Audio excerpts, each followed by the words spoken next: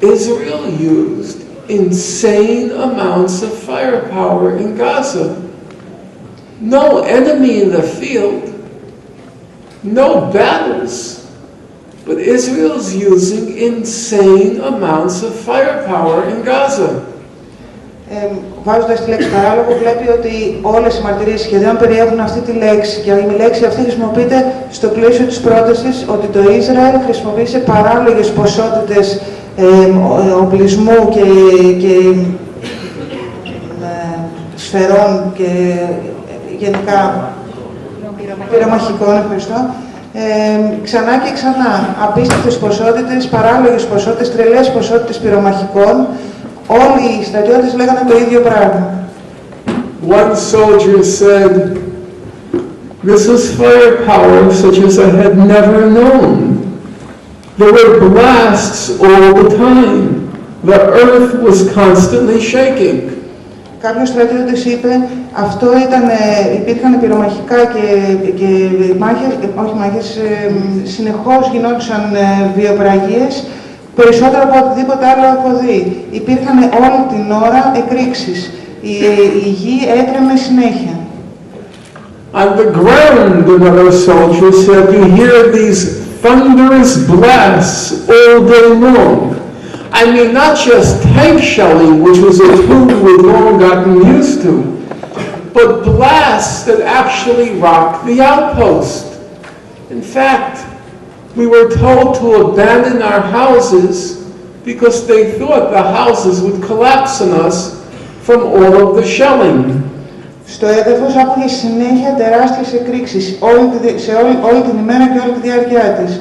Ενώ όχι απλά πυρομαχικά από τάγκς, αλλά κάτι με το οποίο ήμασταν συνηθισμένοι, αλλά εκρήξεις οι οποίες πραγματικά έκαναν τη γη να τρέμει. Σε τέτοιο βαθμό δε που μας δίνανε εντολές να φεύγουμε από τα σπίτια γιατί φοβόντουσαν ότι αυτά θα πέσουν πάνω μας. The Israeli soldiers are firing into the horizon, but the insane amounts of firepower are causing the ground underneath them to quake, and so they're told to evacuate the homes. Οι Ισραηλινοί πυροβολάνε τον ορίζοντα, αλλά υπάρχουν τέτοιες εκρήξεις στο έδαφος που την κάνουν να τρέμει σε τέτοιο βαθμό που τους ζητάνε να φύγουν από τα ίδια τα καταλήμματα που βρίσκονται. So what did happen in Gaza? Τι έγινε στη Γάζα? Actually, the Israeli soldiers came up with the best comparisons. One soldier said, it felt like hunting season had begun. Sometimes it reminded me of a PlayStation computer game. Οι Ισραηλινοί στρατιώτες βρήκανε τις μεταφορές που πραγματικά περιγράφουν καλά αυτό που έγινε. Ένας από τους στρατιώτες είπε, είναι σαν να βρίσκονται σε κυνηγητική περίοδο. Μερικές φορές μου θυμίζει το PlayStation, ένα παιχνίδι που έπαιζα. Another soldier said, you felt like a child with a magnifying glass, burning up ants. Ένας άλλος στρατιώτης είπε, αισθανόμουν σαν να ήμουν ένα παιδί που έπαιζε με ένα μεγεθυντικό φακό και έκαιγα μυρμήγκια. In fact, the comparisons were exactly right. They were not exaggerations. Οι μεταφορές αυτές ήταν πραγματικότητα, δεν ήταν υπερβολές. So one thing the Israelis did in Gaza was they used the white phosphorus. Ένα από τα πράγματα που έκαναν οι Ισραηλοί στη Γάζα είναι να χρησιμοποιήσουν άσπρο φόσφορο. White phosphorus reaches a temperature of 816 degrees Celsius. Ο άσπρος φόσφορος φτάνει σε μια θερμοκρασία που πλησιάζει στους 816 βαθμούς Κελσίου. As Oprah Winfrey would say, try wrapping your mind around that. Όπως θα έλεγε η Oprah Winfrey, για προσπάθησε να τυλίξεις το μυαλό σου γύρω από αυτό. So what did Israel do with the white phosphorus? Human Rights Watch put out a report called Rain of Fire. And this is what Human Rights Watch said Israel did with the white phosphorus. Αυτό είναι που είπε το Human Rights Watch ότι έκανε το Ισραήλ με τον άσπρο φόσφορο. Israel repeatedly exploded white phosphorus munitions in the air over populated areas, killing and injuring civilians. It dropped the white phosphorus on a school. It dropped the white phosphorus on a marketplace. It dropped the white phosphorus on a humanitarian aid warehouse. And it dropped the white phosphorus on 2 hospitals, Al-Quds Hospital and Al-Wafa Hospital. According to Human Rights Watch, the hospitals were clearly marked, and there does not appear to have been fighting in the immediate area. Σύμφωνα με το Human Rights Watch, το Ισραήλ επανειλημμένα έσκαγε πυρομαχικά με άσπρο φόσφορο στον αέρα πάνω από κατοικημένες περιοχές, σκοτώνοντας και τραυματίζοντας πολίτες, καταστρέφοντας υποδομές, και οι οποίες περιλαμβάνουν σχολείο, μια αγορά, μια αποθήκη ανθρωπιστικής βοήθειας και ένα νοσοκομείο. Το νοσοκομείο ήταν, λέει η Human Rights Watch, καθαρά σημειωμένο, ήταν γνωστό και δεν φαίνεται να υπήρχαν εκείνη την ώρα μάχες στην περιοχή γύρω από αυτό. By the end of the 22 days, 1,400 Palestinians had been killed, of whom up to 1,200 were civilians.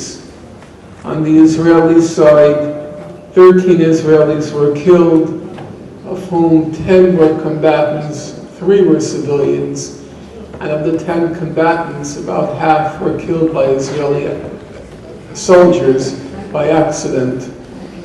Κατά τη διάρκεια των 22 ημερών τι έγινε?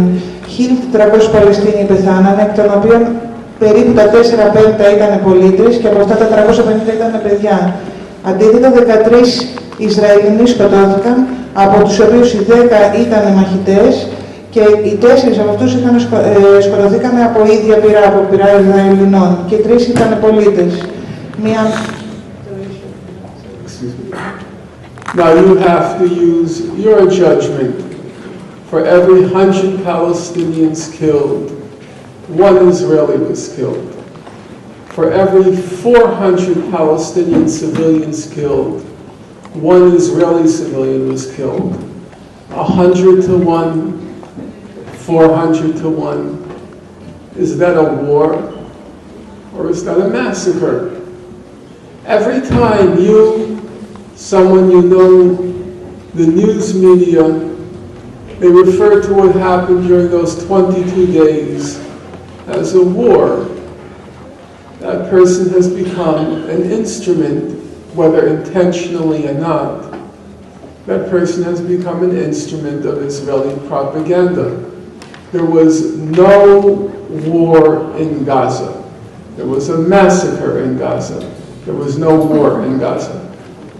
Εδώ πρέπει να χρησιμοποιήσετε την κρίση σας και να αποφασίσετε εάν μια αναλογία 100 προς 1 σε στρατιώτες και 400 προς 1 σε πολίτες νεκρούς κατά τη διάρκεια των 22 αυτών ημερών αντιστοιχούν σε πόλεμο ή σε γενοκτονία.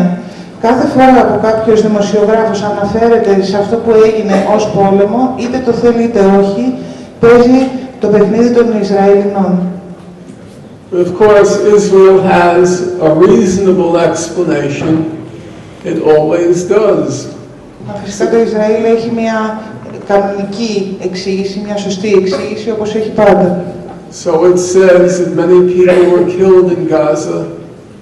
There was so much destruction.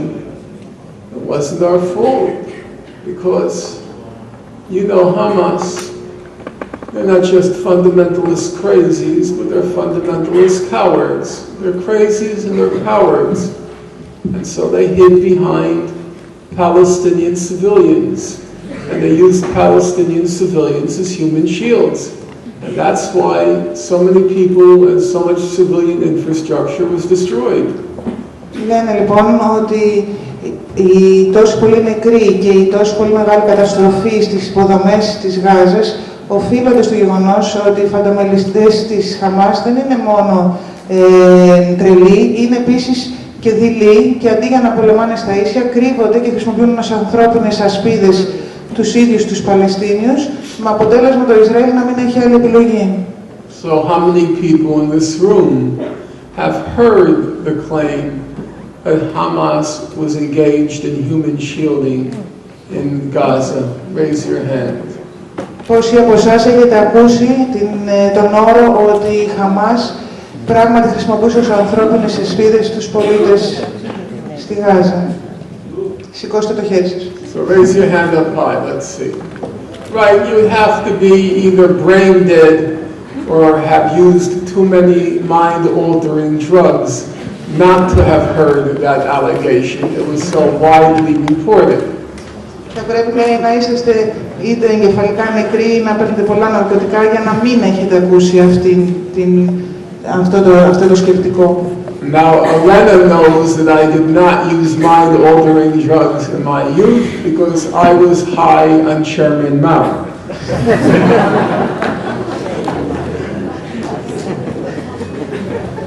You don't want to translate that? Δεν ξέρει, λέει, ότι δεν χρησιμοποίησα ναρκωτικά στην νιώτη μου, γιατί ήμουν αρκετά ψηλά. Φτιαγμένος. Εντάξει, πώς θα υπουργήσετε ρε παιδιά, το καταλάβαμε. The funny part is it's literally true. In any event, as it happens, all the human rights organizations investigated the allegation that Hamas was engaged in human shielding. By now, believe it or not, it's estimated that there are 300 human rights reports, many of them very substantial and running into several hundred pages. 300 different human rights reports on what happened in Gaza. And they all investigated the claim of human shielding because it was Israel's main alibi.